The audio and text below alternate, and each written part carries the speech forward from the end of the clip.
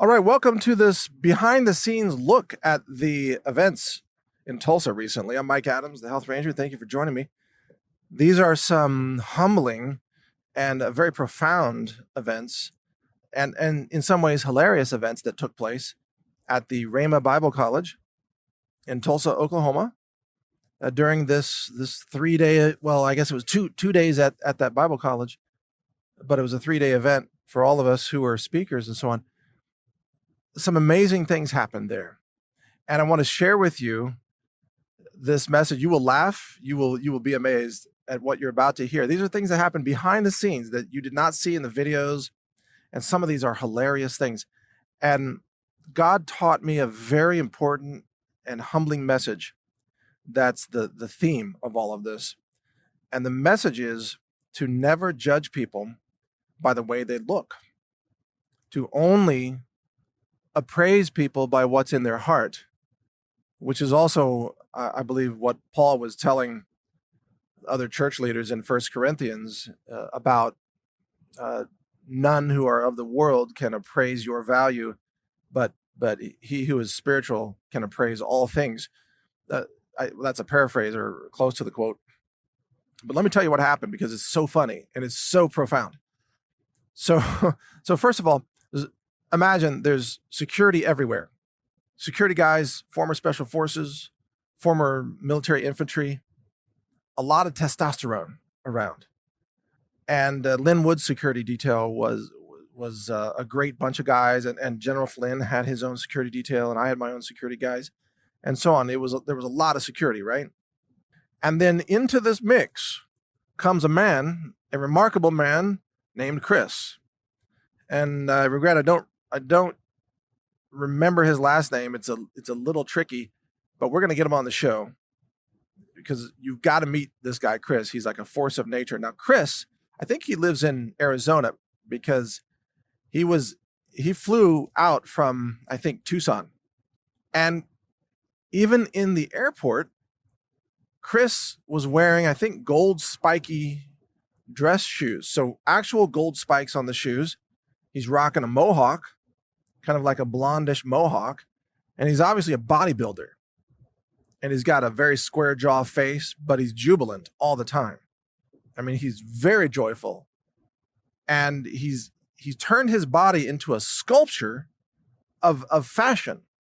And he dresses in a very fashionable way that I mean, most people would never go to that much trouble to dress like that. And so he's almost overly jubilant, but he had such a positive effect on everybody that this guy became like the favorite person of all of us behind the scenes at Rhema Bible College. And he's probably going to hear this podcast too. So I'll just say, Chris, you're awesome. We got to have you on the show. You made everybody's day. You made the event happen. Now, his role at the event turned out to be, let me just back up. If you saw him in the airport just walking through with all his fashion and his spiky shoes and his mohawk and everything, you would not normally think, if you judge somebody just by the way they look, you would not normally think, oh, this guy's coming to a Bible college event, a pro-faith, pro-America, conservative-leaning event. You would not think that. If you were to judge somebody by the way they looked, you would probably say this person is probably a leftist, typically. I think that would be most people's first impression. Some people might say, well, maybe he's LGBT. I don't know. Maybe his doesn't matter. But you would not expect him to be at a Bible college, right? Well, it turns out he was the most effective person behind the scenes at this whole event, and he was a connector. And his role was to help media people get interviews and just connect people with the media so we could get all these conversations going. And he did an amazing job. He was super effective. Now, when you drop him into this heavy testosterone, high security thing, there's guns everywhere. I'm packing a gun. The security guys are all packing guns. You drop Chris into this, and you might wonder how that would go down. Well, Chris won over everybody, and he became such a popular guy because of how, again, jubilant. He was He was joyful. He was optimistic. He would make your day. If you talked to Chris for 5 seconds, he would brighten your mood. I mean, he really had that effect. It was enthusiasm that was absolutely contagious. But not only that, he won over so many people. And this is the funny part, that at one point, one of the security guys, again, like a macho military guy, he and I were hanging out, and we just happened to be looking in the direction, and Chris was standing there. Security guy leans over to me and says the following, quote, "I'm not gay, but that man has beautiful calves." And I just about lost it.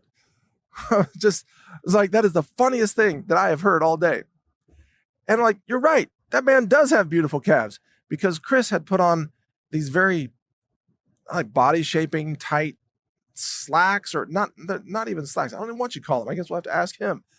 But his body's a sculpture. And he did have nice calves. It was like, wow, this guy really pays attention to detail in everything he does. In his fashion, in his hair, in his shoes, and in his bodybuilding. But to hear this like former infantry grunt say, I'm not gay, but that man has beautiful calves, that just made my day. So Chris, if you're listening, you have no idea how much joy you brought to people in ways that you weren't even necessarily part of the conversation. People love you, man. It was great. But the lesson from God, and by the way, God taught me, he gave me 3 lessons that day, and I'll share all 3 with you here. The lesson there was never judge a person by their looks. You can only judge someone by their heart, by their spirit. And if you try to take a first impression of someone walking around in spiky shoes and a mohawk and beautiful calves and fashion and very flamboyant and so on, if you just take a first impression and you think you know that person, guess what? You're wrong. You don't know that person until you know their heart. And so that was the first example of what happened, God's message to me that day. The second example has to do with hair dye. And as you know, if you've listened to my podcast, I have, from time to time, when I'm talking about Antifa and all the different, craziness of Antifa and how they're attacking, law enforcement and so on in cities like Portland, you probably heard me comment about blue hair and green hair and how, these people are nuts and they have facial tattoos and nose piercings, but always blue and green hair, it seems, or similar colors. And what had happened to me is that I had begun to associate blue and green hair dye with crazy people. And that is wrong. And I got a reminder about that this weekend when I met several people, beautiful in their spirit, who had dyed hair. And one woman had very audacious purple hair. And she was rocking some tattoos as well and some body art and things like that. And I tell you, if you had put her in an Antifa crowd, she would have fit right in visually. But her spirit was nothing like that. Here she was at a Bible college and pro-faith and pro-Christian and believes in this important cause. And for her, what she was doing was just personal expression. It wasn't a political statement. It wasn't screaming, "Oh, she hates America," or anything like that. It was just a personal statement to say, this is who I am, and this is how I like to express myself publicly. And she was beautiful in that expression, and it just really hit me. It's like, wow, I cannot judge people by just having hair color. That's I guess I've seen too many photos of Antifa arrests, and all the arrest photos are like demons with blue hair. But guess what? There's a lot of people with different hair color that are angelic. So that was the second lesson. And then I was humbled again, because as I was noticing the different hair colors among fans, and I had many, many fans there, hundreds, that would come up and take photos, and I would sign their hats and their books and their shirts. And so I was signing so many things. It was crazy. I had like a Sharpie going the whole time. And I was noticing the different hair colors of the different people. And at one point, this this really this woman who was just beautiful in who she is, just had this incredible energy, this aura surrounding her face. And she was a fan, and she came up for a photo, and I noticed that she had really amazing hair. And I don't know if it was maybe a slight reflection of some blue lighting from the stage, because we were just off the side of the stage. But I thought I saw a tint of blue in just beautifully silver hair. And her hair was nicely done. It was artful, it was just really gorgeous. And she was joyful, and it was so wonderful to be able to see her face to face and experience her joy as we met. And I actually said to her, I said, "What color hair is this?" And she answered in a bit of a disappointing way. She said, "It's gray." And it was like, "Dude, there's no color in this hair. This is gray." And I said, "Wow, okay, it's gray, but I got to tell you something. What you are doing with your hair right now, it's really beautiful. It's just nicely done. I thought I saw a hint of blue in it.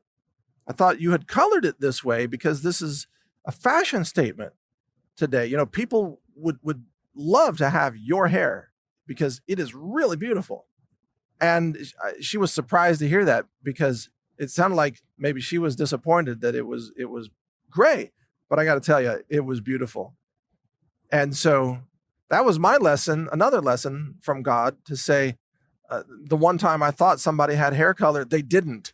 It was the natural gray hair, and it was beautiful. And she was beautiful with that hair. So, and her inner beauty just came out the whole time, by the way. But I was, again, I thought she had dyed her hair to be that way because it worked so well. Okay, and then there was a third example of this, as God was teaching me in a lesson of threes, basically.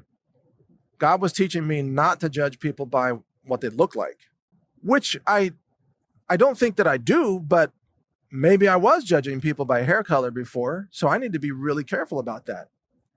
I always try to look for people's merit, what is in their soul. But, the first impression, the first reaction can influence us in the way we think about a person.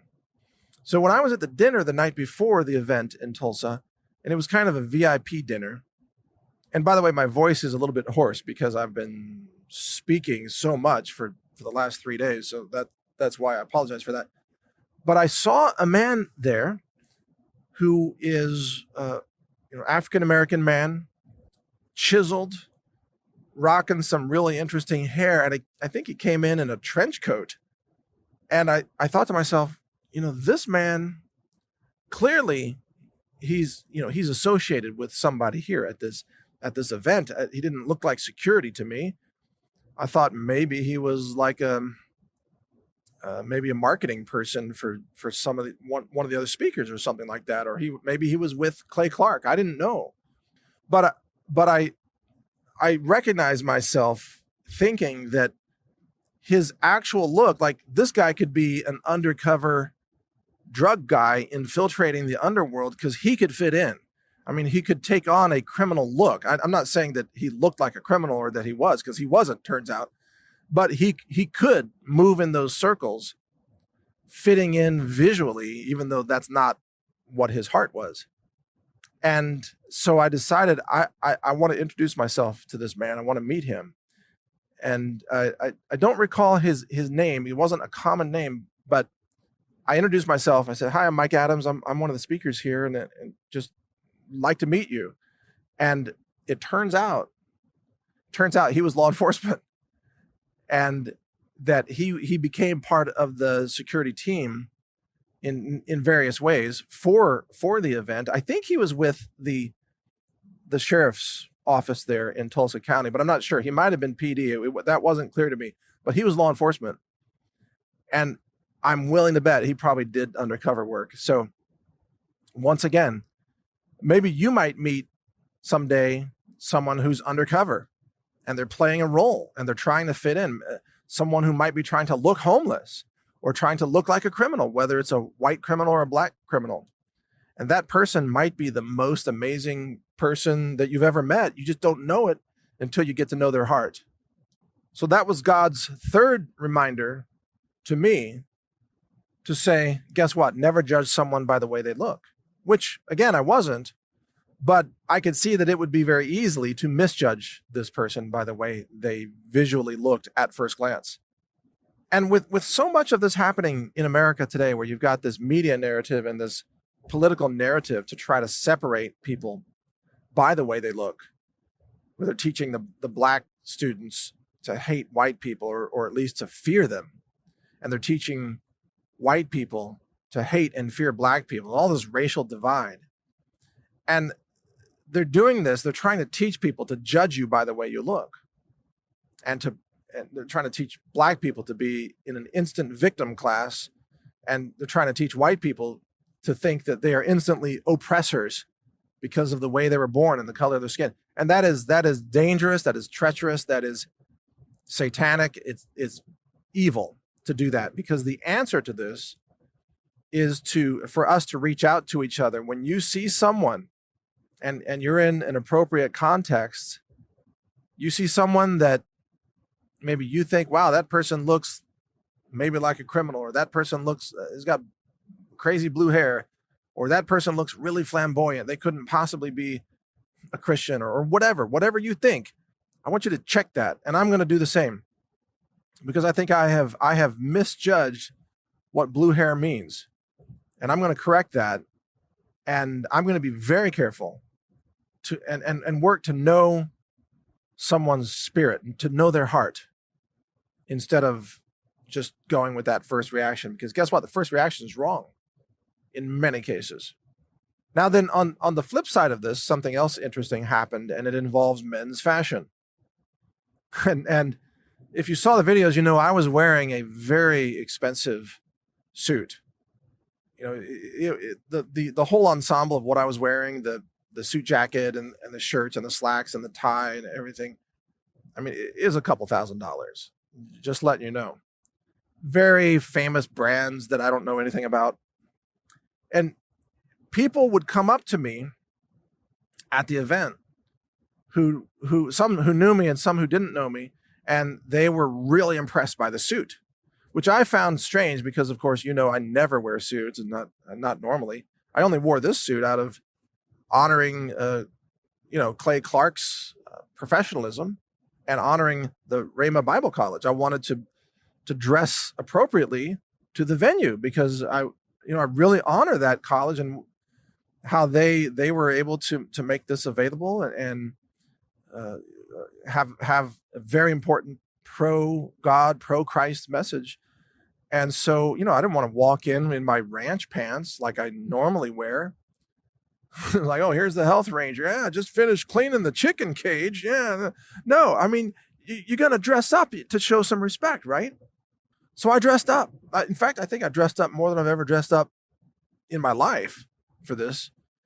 And fans would come up, and one woman said, I know that tie. That's what was it? A Talbot or something. It's a Talbot tie. That's men's fashion. You nailed it. And I think she said, you really know your fashion. And I was like, oh, how wrong you are. And I do not know anything about fashion. And I can't wait to get out of this thing, frankly. And because I am not used to this. But people can positively misjudge you if you're dressed up and think that you know something about men's fashion, which I don't, right? But I noticed that, by the way, the interesting thing is this suit really gave me an advantage. I mean, people did take me more seriously, even media people who interviewed me. They absolutely took me more seriously because of the suit. And I find that thought kind of disturbing, because I try not to judge people by the clothes they're wearing. And surely everybody knows that, an evil person can buy an expensive suit. A lot of evil people own expensive suits. Doesn't make them less evil, does it? Right? And if you judge somebody by just their fashion, they're wearing a high-dollar suit, that might cause you to miss the fact that not everybody's a good person, right? So we got to have discernment. You might have a Christ-like person who looks homeless, right? And you might have a very evil, sinister person who looks like $1 million. So we've got to have discernment. And I wasn't used to walking around in a high dollar suit, but I got to say, it definitely worked in my favor during this event. I could feel it. I could see it. People were giving me just a lot more attention. They wanted me on camera more. I did so many interviews with other media outlets, and I think the suit gave me an edge. I had like suit privilege is what was going on. I know it wasn't white privilege, but it was suit privilege. So I guess I have to thank the men's fashion outlets in Austin for hooking me up with this, and the gay sales guy who knew what was good men's fashion. Frankly, I mean, he's the one who got me into this thing. So, and bless him for doing it. Because otherwise, I would have been out there in a t-shirt or something, All right, now there's one more thing, one more little story I got to share with you that's along the same theme. And again, it's powerful. I was able to interview Melissa Tate. And this is an extraordinary woman. She escaped Zimbabwe. Her skin is black. She's an immigrant. She's a woman. She is a highly successful entrepreneur. She is a Trump supporter and a Christian. I know, I'm right. You're thinking, wow, how does all this go together? This woman is completely obliterating the liberal narrative about black victimhood. She's obliterating it. She's black, she's an immigrant, she's a woman, and she has achieved incredible things in this country because of our still largely, free market system. She was not kept down because of the color of her skin or the fact that she's a woman. And so I was honored to be able to interview her for about 10 minutes. And we're going to have her on later, by the way, on a video interview. But I asked her the question during the interview. I said, Melissa, have you ever, the media narrative is that conservatives and Christians would automatically discriminate against you just by looking at you. Have you ever been discriminated against or felt discriminated by anyone in the Trump community or the Christian community or conservatives? And she said, never. She has never experienced any kind of racism or discrimination or marginalization for being a woman or being black or being an immigrant. None of that. Never happened to her. And she said, in fact, the worst discrimination has come from the left. It's the leftists who discriminate against me, she said, because of my beliefs, because of my values. And that's right. She nailed it. It's exactly right. And I said to her, if you think that's bad, if you're getting discriminated against by the left, you should try being a white male for a change. Yeah, try that on for size like me. Then you'll get discrimination. And she laughed. It's like, yeah, that's so true. And but she said leftists would tell her that she's betraying the progressive movement for being, like a fake black person or something. And how insulting is that? Like, just because of the color of your skin, you're supposed to vote for the Democrat slave plantation or something? That's totally insane. So Melissa Tate teaches all of us this humbling lesson to never judge someone by the way they look. Don't judge people by the color of their skin or their gender or what you think they are. And God also reminded me of that lesson 3 times during the event. And I hear you, God. I got it. And that event changed my view of hair color. And it really was a reminder about Chris to just because some man with beautiful calves is walking through with tight pants and spiky shoes doesn't mean he's not a man of Christ who's going to be a powerful person in the world. You never know how God moves through people. You never know. Do not discount anyone. Make sure you learn what's in their heart. Appraise them by their heart. And as you are moving through the world, be authentic in your own spirit and your own heart, so that in the hopes that people might appraise you or judge you with honesty and in a meritocracy type of system. Don't you want people to give you credit for who you are? Well, make sure you give that credit to others for who they are as well. That message came in loud and clear, and I wanted to share that message with you. And there's a lot of comedy in that too. And oh, one other thing that's just to add to what's funny about this. I'm not the only one there who wasn't used to wearing suits a lot. One of the security guys, I'm not going to say which team he was on, but one of the security guys who's a big guy, obviously a warrior, he ripped his pants sitting down. He ripped his slacks because believe me, these little flimsy fashion slacks are not going to hold a 275-pound warrior, who could bench press all of us, stacked on top of each other, and it just split the pants. Well, guess what? One of the people on my team, one of the principals of Natural News, was able to find a sewing kit that was there at the Bible college for some reason. I guess they need to do repairs on whatever's going on. They have their own attire, right? And they go on camera and so on. And there are weddings held there, so that probably explains it right there. They need to fix up, wedding clothing. You don't want an angry bride with a dress that's not sitting just right, or an angry groom for that matter. But the person on my team found a sewing kit, and while this security guy was wearing the pants, she sewed them up.